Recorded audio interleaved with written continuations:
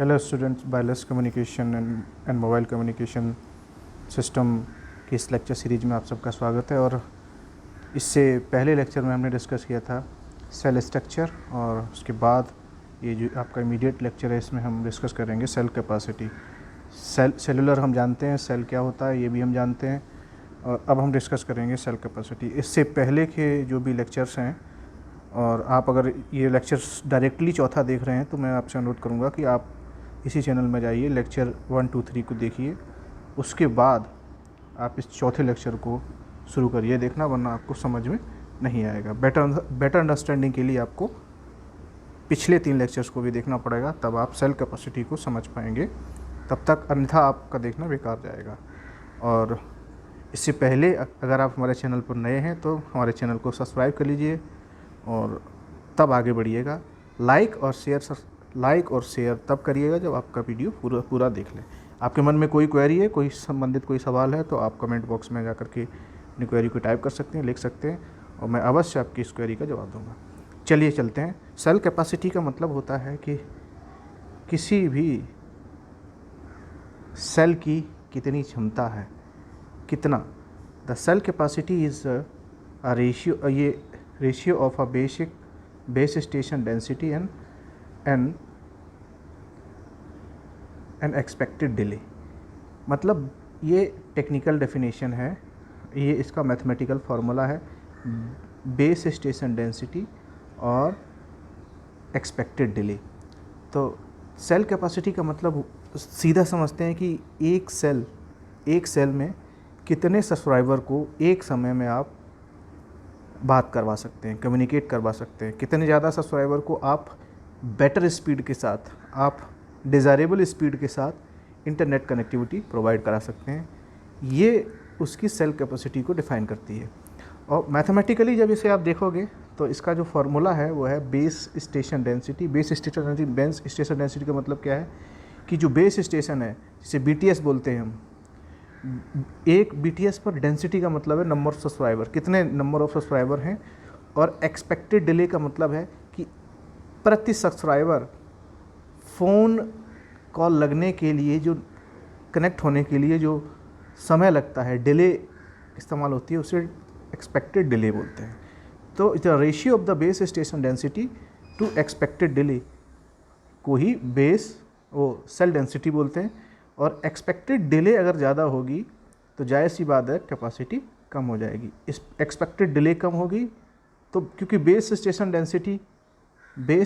Density जो है वो तो कितने सब्सक्राइबर ज़्यादा है वहाँ की पॉपुलेशन पर डिपेंड करेगा, और एक्सपेक्टेड डिले जो है अगर वो ज़्यादा हो जाएगा तो कैपेसिटी आपकी कम हो जाएगी। जितना डिले कम होगा कैपेसिटी उतनी ज़्यादा होगी। तो ये तो इसकी डेफिनेशन हो गई। अब देखिएगा कि इस जाहिर सी बात है कि अगर डेंसिटी है, कैपेसिटी है, तो इस कैपेसिटी को हम इम्प्रूव करना चाहेंगे, क्योंकि जितनी ज़्यादा सेल कैपेसिटी होगी उतना कम्युनिकेशन के लिए वो सेल मुफीद माना जाएगा, बेटर माना जाएगा। That particular cell will be more suitable for communication purposes. तो हमें इस सेल कैपेसिटी को इम्प्रूव करना है। तो इम्प्रूव करने की टेक्निक्स कौन कौन सी हैं, जैसे यहाँ लिखा है cell splitting, cell sectoring, coverage zone approach. कुछ कवरेज जोन अप्रोच है और एक सेल स्प्लिटिंग है और एक सेल सेक्टरिंग है। स्प्लिटिंग और सेक्टरिंग लगभग एक जैसी अप्रोच है, थोड़ा सा अंतर है। और कवरेज जोन अप्रोच एक अलग तरह की टेक्निक है जिसके ज़रिए आप सेल कैपेसिटी को इम्प्रूव कर सकते हैं। चलिए बारी बारी से देखते हैं हर एक को। सबसे पहले देखते हैं सेल स्प्लिटिंग। तो सेल स्प्लिटिंग आपकी क्या है? सेल स्प्लिटिंग का आपका मतलब क्या हुआ?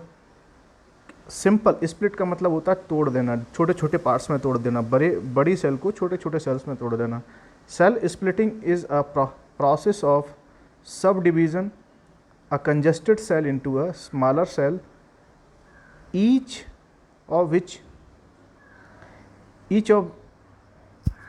with its own base station and corresponding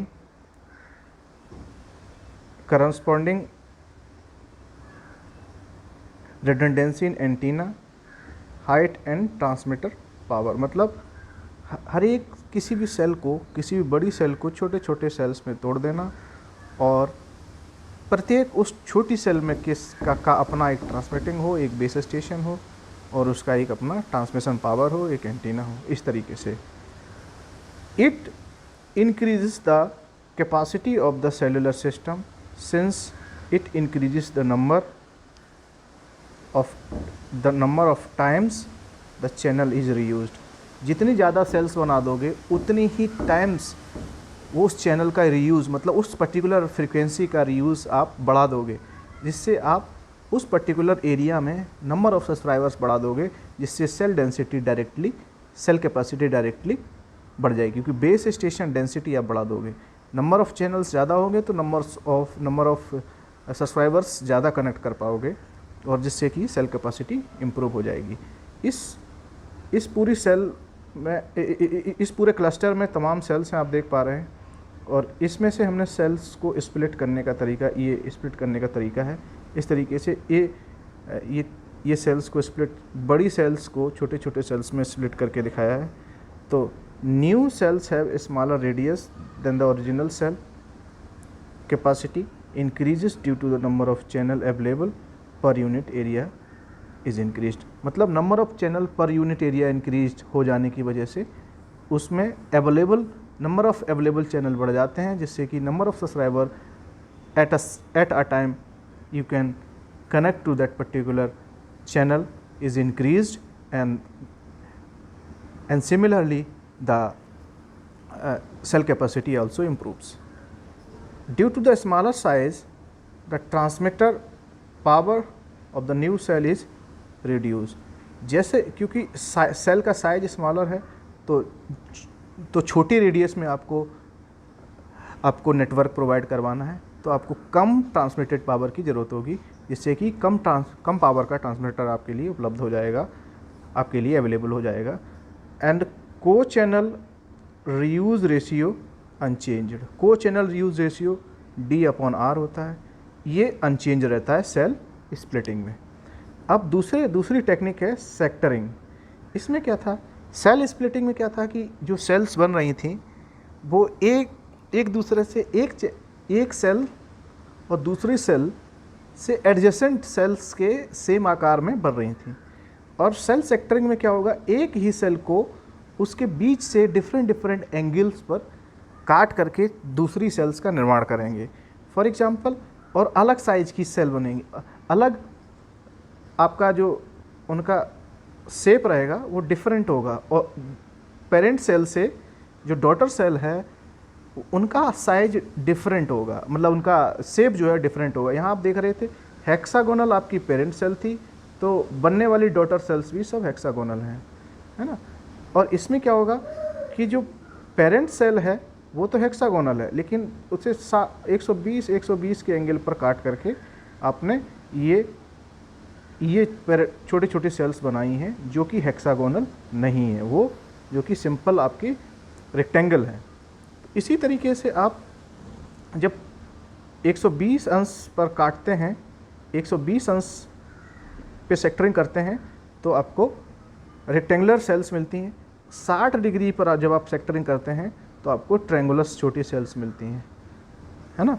उसमें क्या था कि जो पेरेंट सेल थी और डॉटर सेल थी उनका शेप सेम रहता था, मतलब हेक्सागोनल ये भी है तो हेक्सागोनल इसकी डॉटर सेल भी है। इसमें क्या है कि पेरेंट सेल आपकी हेक्सागोनल है लेकिन डॉटर सेल्स हेक्सागोनल नहीं है, दूसरे अलग अलग शेप की हैं, depending on the angle you have decided. तो अब इस तरीके से सेक्टरिंग का मतलब समझ में आ गया होगा। सारी चीज़ें सेक्टरिंग में सेम रहेंगी क्योंकि एरिया कम हो जाएगा, तो पावर ट्रांसमीटर की कम पावर का ट्रांसमीटर इस्तेमाल होगा। एरिया कम हो जाएगा, एंटीना हाइट कम रखनी पड़ेगी। एरिया कम हो जाने से नंबर ऑफ सब्सक्राइबर्स कम हो जाएंगे। तो ये सारी चीज़ें आपको बेनिफिट हैं। बस डिफरेंस उसमें क्या है कि उसमें जो को चैनल रीयूज रेशियो जो था वो कांस्टेंट था, और इसमें वो को चैनल रीयूज रेशियो डिक्रीज हो जाएगा। बस इतना अंतर रहेगा, बाकी सारी चीज़ें सेम रहेंगी स्प्लिटिंग के हिसाब से। उसके बाद अब जो थर्ड टेक्निक थी आपकी, वो क्या थी, ये कवरेज जोन अप्रोच। तो इस कवरेज जोन अप्रोच से संबंधित कॉन्सेप्ट को समझते हैं। कवरेज जोन अप्रोच कैसे, मतलब आपको जोन की, उस पर्टिकुलर जोन की कवरेज को बढ़ाने के लिए क्या क्या कर सकते हैं। पहला काम है repeaters, you can use repeaters for the range extension. Range extensions को बढ़ाने के लिए आप रिपीटर्स का इस्तेमाल कर सकते हैं। मैंने बताया रिपीटर का मतलब होता है एक बाई डायरेक्शनल आपका स्विच होता है जो आपके सिग्नल की जो स्ट्रेंथ है, वीक सिग्नल की स्ट्रेंथ को इम्प्रूव करके और आपको एंटीना को दे देगा, या एंटीना की तरफ से आकर के ट्रांसमीटर को दे देगा, या सॉरी उस रिसीवर को दे देगा।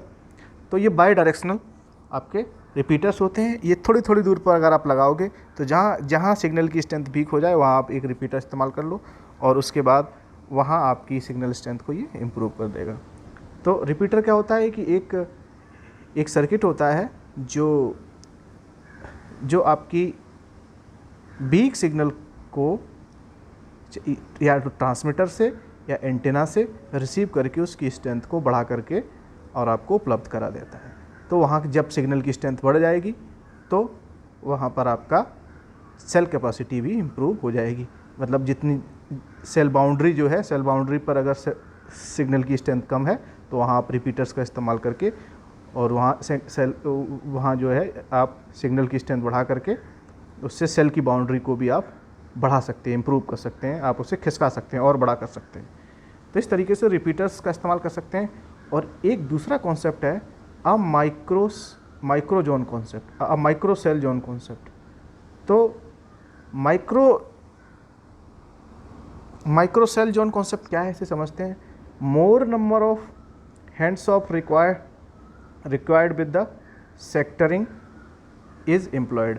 जब आप सेक्टरिंग लगाते हैं, सेक्टरिंग का कॉन्सेप्ट लगाते हैं, तो मोर नंबर ऑफ हैंड्स ऑफ होते हैं। More number of hands of का मतलब है ज़्यादा से ज़्यादा इंटरेक्शन होता है सेल्स का, एक सेल का दूसरे सेल से इंटरेक्शन होता है, विच increases the load on the switching network. ये इसकी वजह से जो आपका स्विचिंग नेटवर्क होता है उस पर लोड बढ़ जाती है। Solution to this problem is based on the micro cell concept for the 7 cell reuse। ये जो आपका माइक्रो सेल जोन कॉन्सेप्ट है ये इसी जगह अप्लाई किया जाता है। किस चीज़ को ख़त्म करने के लिए, स्विचिंग नेटवर्क पर जो लोड बढ़ता है जब आप सेक्टरिंग करते हैं या आप स्प्लिटिंग करते हैं, तो जो इंटरेक्शन है सेल्स का वो ज़्यादा हो जाता है, जिससे स्विचिंग नेटवर्क पर लोड बढ़ जाता है। तो आज की क्लास में इतना ही। आज हमने पढ़ा आपकी सेल कैपेसिटी के बारे में कि सेल की कैपेसिटी आप किस तरह से इम्प्रूव कर सकते हैं, और सेल की कैपेसिटी का फार्मूला क्या है, सेल कैपेसिटी की अंडरस्टैंडिंग क्या है। मिलते हैं नेक्स्ट क्लास में, तब तक के लिए धन्यवाद। और हाँ, जाने से पहले हमारे चैनल को सब्सक्राइब जरूर कर लीजिएगा। इस वीडियो को आप अपने मित्रों में शेयर जरूर करिएगा। ज़रूरी नहीं है कि ये सिर्फ टेक्निकल के लोगों के लिए को ही शेयर किया जाए, किसी को भी जो आज की जो कम्युनिकेशन की दुनिया है उसके बारे में अवेयर होना चाहता है, तो उसकी बारीकियों को समझना चाहता है, तो ये वीडियो मोबाइल कम्युनिकेशन की या वायरलेस कम्युनिकेशन की दुनिया को सिखाने के लिए है। धन्यवाद। मिलते हैं अगले वीडियो में, तब तक के लिए धन्यवाद।